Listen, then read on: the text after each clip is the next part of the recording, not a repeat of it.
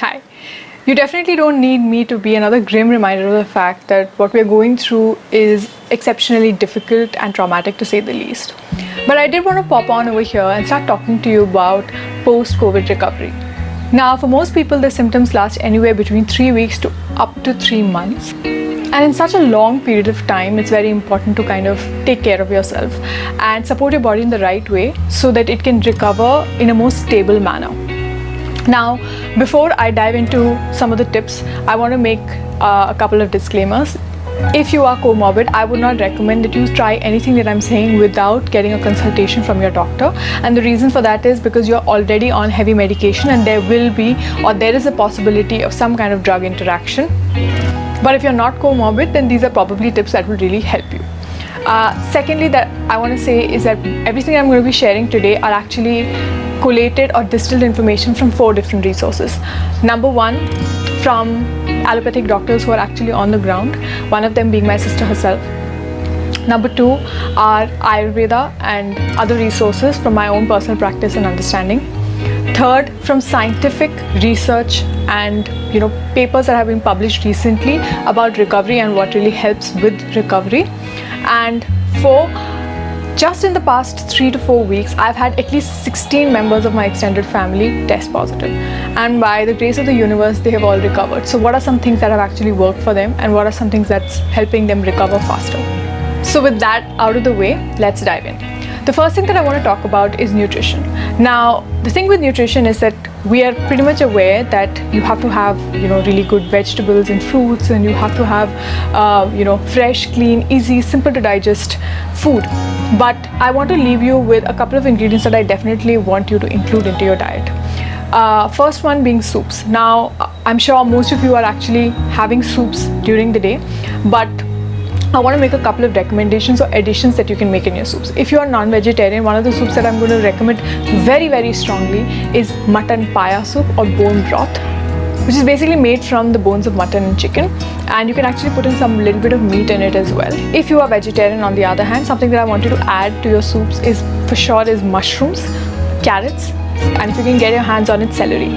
In both these cases, please ensure that you add lots and lots of coriander, and you're actually able to put in lots of green as well. So if you are able to add some amount of spinach in it or some amount of greens in it, like moringa leaves, definitely put that in. But please ensure that you're actually able to wash those leaves and everything properly, whoever's cooking it for you. With that aside, the next thing that I want to get into is how many veggies should you have. Now, I want to give you or leave you with a ratio, okay? Whenever you have your plate full of food, think of your food in terms of proportions. So have like a fistful of protein, fistful of rice, and 2 fistfuls of vegetables. Now, these vegetables can be boiled, steamed, and those are the ones that will be absorbed more easily. If you would like raw, you can have raw, but not everybody is able to digest raw at this point. They're cold. I would strongly recommend that you have warm, comforting foods. That's what your body needs right now. And this is not to say that your portion size should be, like 4 fistfuls. You can reduce your portion size or increase it depending on your appetite. Most people don't have the kind of appetite for them to be actually able to eat a lot of meals. Which brings me to my next tip, which is that ensure that you're having small meals over an interval of every 1 or 2 hours during the day. I know that most of you are probably sleeping or tired or resting, and that's completely understandable, but one of the things that you need to do is you need to give your body nutrition every now and then. And the reason for that is because it needs to be hydrated. You need to stabilize your electrolyte balance, and because these are the 2 very important things that allow your muscle recovery, and your muscles are weak at this point, which is why you're feeling intense fatigue as well, right? So ensure that you're eating small meals throughout the day. Even if you're tired, even if you don't feel like eating, have a little bit. And over a period of time, you'll see that it's actually helping you a lot. Have antioxidant rich foods. So these are basically as many colors of vegetables as you can get, as many fruits as you can get your hands on. So ensure that you include those in your diet. I would definitely recommend that if you're the sort of person who likes to have chai and biscuit, or a packet of biscuit, or a little bit of Maggi to kind of feel better, please avoid that. Don't have that, because it's really not going to do you any good. it's going to actually stand in the way of good absorption of nutrients. So please ensure that you're actually not having any of those things, and so keep that aside. And the next thing that I want to talk to you about is exercise. Now, most people have had very active lifestyles before COVID, and they really want to get back into the routine. They've been working out, or they've not been working out, and they want to start working out now. So how do you begin? So once you've tested negative, please wait for 10 to 15 days before you actually decide to do any kind of workout. This is the time that you really need to listen to your body. Please don't push it. I'm sure you're not in a position to push it also, but I just want to kind of give you like a gentle reminder that please keep the need of your body at top priority. Okay, ideally 10 to 15 days, just walk and do breathing exercises.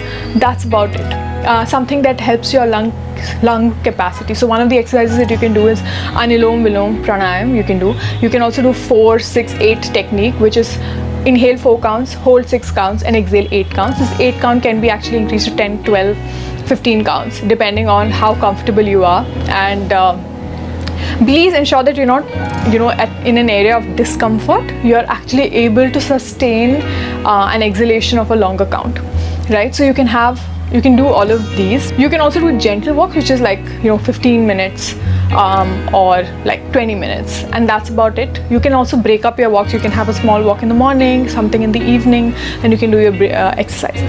After 10 to 15 days have passed, you can start stretching with yoga. Now, the kind of stretching that you need to do is only stretches that give you the feeling of a warm-up. Please do not go beyond that. You don't need anything any more intense than that.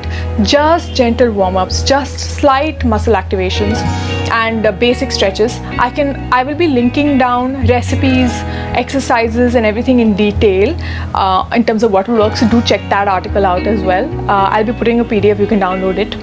And so you do those kind of gentle stretches, and after another 15 days have passed and you are not feeling fatigued, you feel like you can take it, that's when you can start doing a little bit more intensive exercise. Basically what I want you to do is increase the intensity basis how your body is responding. So give your body that time to kind of respond. The third thing that I want to talk to you about is muscle pain and joint pain.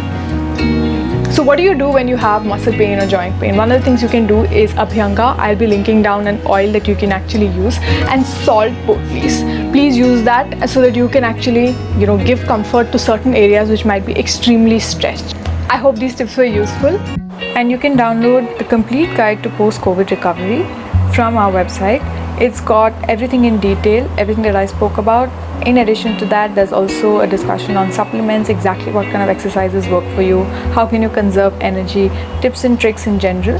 So do check that out, or share it with somebody who can definitely use it. Most importantly, stay safe and take care of yourself.